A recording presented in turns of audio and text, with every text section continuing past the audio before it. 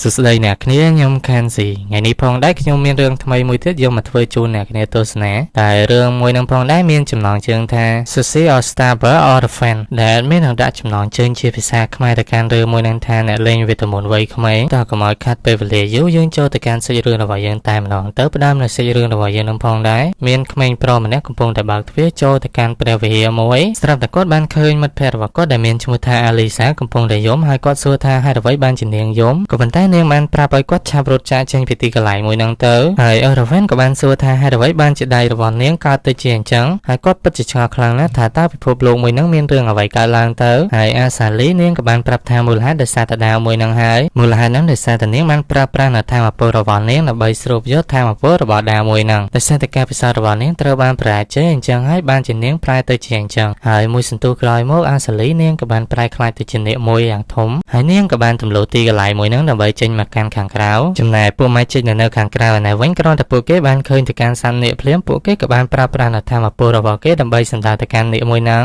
ហើយមិនចាំយូរនោះទេពួកគេក៏បានបើកការវិវត្តទៅកាន់សត្វនាគឃើញអញ្ចឹង Raven គាត់មិនអនុញ្ញាតឲ្យគេសម្លាប់ទៅកាន់មិត្តភក្តិរបស់គាត់នោះទេហើយគាត់ក៏បានប្រើប្រាស់នៅធម៌ពលរបស់គាត់ដើម្បីវាយប្រហារទៅកាន់វេទមន្តអ្នកទាំងអស់គ្នាហ្នឹងផ្ទុយយ៉ាងសាហាវបន្ទាប់មកអាសាលីនាងក៏បានហោះចាក់ចេញពីទីកន្លែងមួយហ្នឹងបើទោះបីជា Raven គាត់ខំហៅប៉ុណ្ណាក៏ដោយហើយសាច់រឿងរបស់យើងក៏កាន់មកកាន់រយៈពេល5ឆ្នាំកន្លងក្រោយមកទៀតមានក្មេងប្រុសចំនួន2នាក់កំពុងតែរត់គេចអំពីបរិម្នាក់ផងដែរហើយមើលទៅដូចជារត់មិនទាន់ទៅកាន់អាក្មេង2នាក់ហ្នឹងនោះទេគាត់ក៏បានប្រើប្រាស់នៅធម៌ពលរបស់គាត់ដើម្បីចាប់ទៅកាន់ក្មេងប្រុស2នាក់ហ្នឹងតែម្ដងហើយបរិម្នាក់ហ្នឹងដែរគ្មាននរណាទេគឺជា Raven ដែលជាតួឯកប្រុសរបស់យើងហ្នឹងហើយមូលហេតុដែលគាត់ដេញចាប់ទៅកាន់ពួកគេទាំង2នាក់ហ្នឹងដោយសារតែ2នាក់ហ្នឹងបានជាពាក់លុយរបស់គាត់ពី3ខែមុនហើយគាត់ក៏បានកវួយទៅកាន់កោអារ៉ពួកគេហើយបាននិយាយថាឥឡូវនេះផងដែរត្រូវតែសងលុយរបស់យើងវិញឲ្យឆាប់មិនចាប់តែខ្ញុំដែរខិនបងខ្ញុំអ្នកខ្ចីតែឯងដែរអញត្រមបានទេខ្ចីអាទាំងពីរនាក់មកបន្ទោសតែអញមួយហើយRavenក៏បានចាប់ពួកគេទាំងពីរនាក់ហើយបាននិយាយថាយើងមិនដឹងរឿងរបស់ពួកឯងនៅទេអ្វីដែលសំខាន់គឺត្រូវតែសងលុយរបស់យើងវិញឲ្យឆាប់យីនិយាយអាដែរបើមានលុយសងវិញ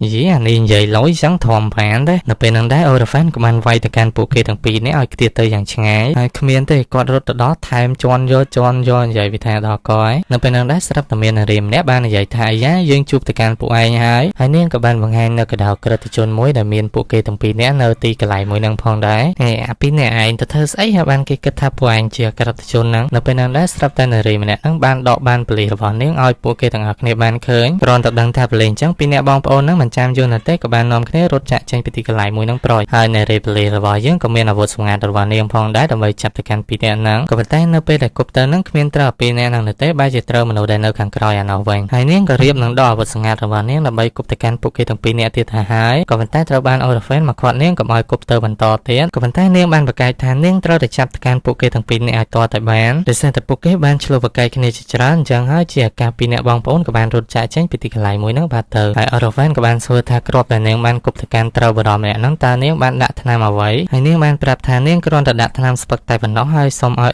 Raven ជួយសង្គ្រោះទៅកាន់បរមម្នាក់ហ្នឹងផងដែរបន្ទាប់មកមិនចាំយូរណាស់ទេRaven គាត់ក៏បានប្រើប្រាស់នៅធម៌ពលរបស់គាត់ដើម្បីព្យាបាលទៅកាន់បរិម្នាក់ហ្នឹងឲ្យជាសះស្បើយតែមកផ្លេចភ្នែកហ្នឹងទៅបន្ទាប់ពីចប់រឿងអស់គាត់ក៏បានមើលទៅកាន់ខ្សែករបស់គាត់ហើយនឹកឃើញទៅដល់មិត្តភក្តិរបស់គាត់ផងដែរនៅពេលហ្នឹងដែរស្រាប់តែមានអូនសក់លើមួយបានមកនិយាយជាមួយនឹងRavenថានៅពេលដែលគាត់ប្រើប្រាស់នៅធម៌ពលអាបធ្មត់ទៅកាន់ពួកមនុស្សទឿហ្នឹងវាពិតជាអស្ចារ្យខ្លាំងណាស់ភ្លេចប្រាប់គ្នាយើងនៅក្នុងរឿងមួយហ្នឹងដែរគេហៅធម៌ពលវេទមន្តហ្នឹងគឺជាធម៌ពលអាបធ្មត់នៅពេលហ្នឹងដែរ Magic គាត់មានរឿងមួយទៀតដើម្បីចង់សួរទៅកាន់Raven Magic បានសួរថាតើនិមិត្តសញ្ញានៅលើករបស់ Raven ហ្នឹងគឺបានមកពីទីកន្លែងដែលវឹកហាត់ដែលមានឈ្មោះថា Tower of Fang មែនដែរឬទេហើយគាត់ក៏បានប្រាប់ថាហ្នឹងហើយគាត់បានមកពីទីកន្លែងមួយហ្នឹងលើអញ្ចឹង Magic បាននិយាយថាពិតជាអស្ចារ្យខ្លាំងណាស់ដោយសារតែកន្លែងមួយហ្នឹងគឺជាកន្លែងដែលវឹកហាត់ល្អជាងគេហើយRaven បាននិយាយថាឯងសួររឿងហ្នឹងច្រើនតែឯងចង់ហាត់វេទមន្តមួយហ្នឹងមែនឬ Magic បាននិយាយថាហ្នឹងហើយដោយសារតែម៉ាក់របស់គាត់គឺមកអំពីគ្រួសារវេទមន្តមួយហើយRaven បាននិយាយថាឯងប្រហែលជាមានជំនាញអាចនឹងវឹកហាត់វេទមន្តបានលើអញ្ចឹង Magic បាននិយាយថាតើ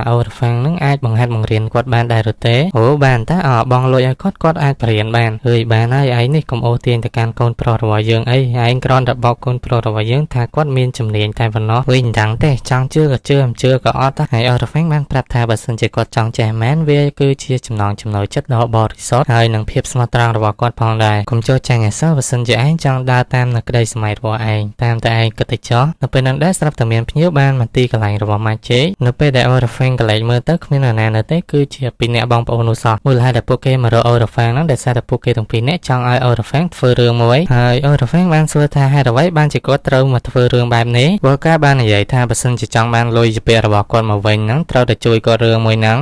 ទៅជាមួយនឹងពួកកូនអភិជនហើយបើសិនជាបានប្រាក់ចំណេញពួកគេនឹងចែកគ្នា50%ម្នាក់ឥឡូវយើងក៏លេងមកកាន់កន្លែងផ្សេងមួយទៀតនៅវិញឥឡូវនេះផងដែរពួកគាត់ទាំងពីរនាក់កំពុងតែពិភាក្សាគ្នាអំពីរឿងអាសាលីដែលបានប្រែក្លាយទៅជាអ្នកហ្នឹងហើយគាត់ព្រួយបារម្ភថានៅពេលក្រោយនាងនឹងមកអុកលុកទីក្រុងរបស់ពួកគេសារជាថ្មីពីព្រោះរយៈកាលពី5ឆ្នាំមុនហ្នឹងពួកគេទាំងអស់គ្នាក៏បាននាំគ្នាប្រើប្រាស់នៅធម៌ពលរបស់ពួកគេទាំងអស់គ្នាហ្នឹងដើម្បីកម្ចាត់ទៅកាន់អាសាលីក៏ប៉ុន្តែពួកគេទាំងអស់គ្នាមិនអាចកម្ចាត់ទៅកាន់នាងបាននោះទេហើយបន្ទាប់មកនាងក៏បានហោះចាកចេញពីទីកន្លែងមួយហ្នឹងបាទទៅឥឡូវយើងក៏លេងមកកាន់កន្លែងរបស់អូរ៉ាហ្វេននៅវិញពួកគេបាននិយាយខុសទៅកាន់នារីពីហ្នឹងសិតថាអូរ៉ាហ្វេនគឺជាអភិជនអីណាហើយនារីម្នាក់នោះក៏បានសួរថាតើគាត់ធ្វើអាជីវកម្មអ្វីដែរអូតាមពិតទៅគាត់គឺជាអ្នកផលិតថ្នាំអង្គុយដេក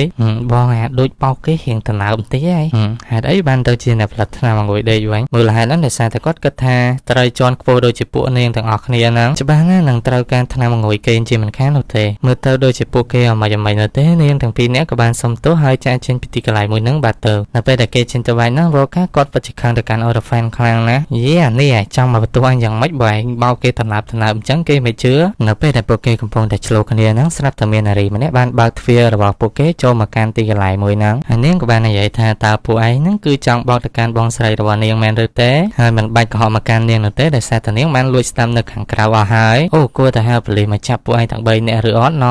រឿងមួយហ្នឹងខ្ញុំអត់ដឹងអីអត់មានពាក់ព័ន្ធមកខ្ញុំអីបន្តិចទេបើតាមពិតទៅគឺជាគាត់ហ្នឹងហើយដែលបានអូទាញមកកាន់ខ្ញុំចូលរឿងមួយនេះធំវ៉ានទេអញ្ចឹងអីវាអ្នកនាំអញខកគេសោះវាមកថាអញឯណាហើយនាងក៏បានសួរទៅកាន់អូរ៉ាហ្វេនថាតើគាត់អាចប្រើប្រាស់វេទមន្តមួយហ្នឹងដើម្បីជួសជុលទៅកាន់កម្រាលព្រំមួយហ្នឹងវិញបានដែរឬអត់អូគ្មានអីនៅទេប៉ុណ្ណឹងបន្ទាប់មកគាត់ក៏បានប្រើប្រាស់វេទមន្តមួយហ្នឹងជួសជុលវាឲ្យប្រែក្លាយទៅជាធម្មតាវិញឃើញអញ្ចឹងនាងពិតជាសរសើរទៅកាន់អូរ៉ាហ្វេនខ្លាំងណាស់នៅពេលដែលកំពុងតែនិយាយគ្នាសុកហ្នឹងស្រាប់តែមានអ្វីនៅទេបានបុកទៅកាន់អគារមួយហ្នឹងដែលធ្វើឲ្យទីកន្លែងមួយហ្នឹងឡើងរំជួយពេលអញ្ចឹងតើអូនពីនោះក៏បាននាំគ្នារត់ចាក់ចេញពីទីកន្លែងមួយហ្នឹងដើម្បីទៅមើលខាងក្រៅហើយនៅពេលហ្នឹងដែរស្រាប់តែមានសម្លេងខាងក្រៅបានស្រែកឡើងឃើញអញ្ចឹងនារីម្នាក់ហ្នឹងក៏បានរត់ចាក់ចេញពីទីកន្លែងមួយហ្នឹងបន្ទាប់មកអូរ៉ាហ្វេនក៏បានដោះអាវខាងក្រៅរបស់គាត់ចេញហើយគាត់ក៏បានរត់ទៅតាមនាងផងដែរចំណែកឯនារីម្នាក់នេះវិញកំពុងតែព្យាយាមបើកទៅកាន់ទ្វារមួយក៏ប៉ុន្តែនាងបើកមិនចេញនៅទេហើយអូរ៉ាហ្វេនក៏បានមកដល់ទីកន្លែងមួយហ្នឹងដែរហើយបន្ទាប់មកគាត់ក៏បានប្រើប្រាស់នៅវេទមន្តរបស់គាត់ដើម្បីបើកទ្វារមួយហ្នឹងផងដែរនៅពេលដែលគាត់បានទៅដល់ខាងក្នុងហ្នឹងគាត់ពិតជាមានការភ្ញាក់ផ្អើលជាខ្លាំងដោយសារតែគាត់បានឃើញនាគមួយហើយគាត់ក៏បានស្រែកថាអាសាលីតើនាងបានចាំខ្ញុំដែរឬទេហើយខ្ញុំបានដើររកនាងអស់រយៈពេលប្រហែលឆ្នាំហើយក៏ប៉ុន្តែមិនឃើញនាងនៅទេក៏ប៉ុន្តែមានណាស្រាប់តែនាគមួយហ្នឹងបានប្រើប្រាស់វេទមន្តរបស់គាត់វាប្រហារទៅកាន់អូរ៉ាហ្វេនក៏ប៉ុន្តែអូរ៉ាហ្វេនគាត់គ្រាន់តែប្រើខែការពារតែប៉ុណ្ណោះហើយការដុតរបស់នាគហ្នឹងផងដែរស្រាប់តែឃើញនរដាមួយបន្ទាប់មកនាគមួយហ្នឹងក៏បានពំនរដាមួយហ្នឹងហោះចាក់ចេញពីទីកន្លែងហ្នឹងចំណែកនៅខាងក្រៅឯវិញស្រាប់តែមានអ្នកចេះវេទមន្តជាច្រើនបានឈរតម្រង់ជួរគ្នាដើម្បីប្រើប្រាស់វេទមន្តរបស់ពួកគេដើម្បីវាប្រហារទៅកាន់នាគហ្នឹងគឺអញ្ចឹងអូរ៉ាហ្វេនក៏បានរត់ចូលទៅវាប្រហារទៅកាន់ពួកគេកុំឲ្យពួកគេប្រើប្រាស់វេទមន្តមួយហ្នឹងវាប្រហារទៅកាន់អាសាលី